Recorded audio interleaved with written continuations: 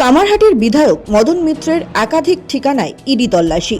পুর নিয়োগ সংক্রান্ত মামলাতে শনিবার সকালে কামারহাটি, ভবানীপুর, জোকা, সন্তোষপুর, বেলেঘাটা, দক্ষিণেশ্বর সহ নানান জায়গায় হানা দিল এনফোর্সমেন্ট ডিরেক্টরেট। শনিবার সকাল থেকেই কলকাতা ও তার আশেপাশের মোট 8টি জায়গায় অভিযান চালায় কেন্দ্রীয় তদন্তকারী সংস্থা। তালিকায় রয়েছে কামারহাটির বিধায়ক মদন মিত্রের একাধিক ঠিকানা।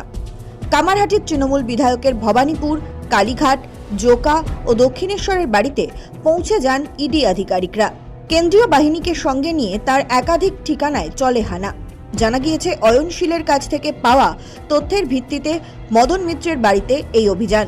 পুর নিয়োগ মামলায় অভিযুক্ত অয়নশীলের সংস্থার মাধ্যমে বিপুল পরিমাণ টাকা নয়ছয় হয়েছে বলে সন্দেহ তদন্তকারী আধিকারিকদের, এবং এই দুর্নীতিতে বিধায়ক মদন মিত্রেরও ভূমিকা রয়েছে বলে মনে করেছে তদন্তকারী সংস্থা।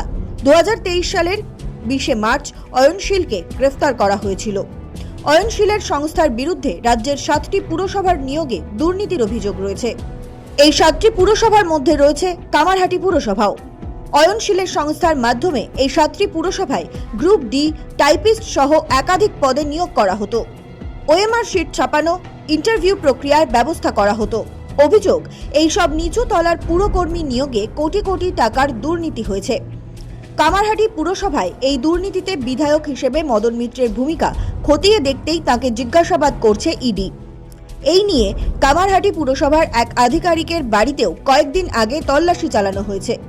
জানা গিয়েছে, অয়নশীলের কাছ থেকে পাওয়া তথ্যের ভিত্তিতেই এই তল্লাশি অভিযান।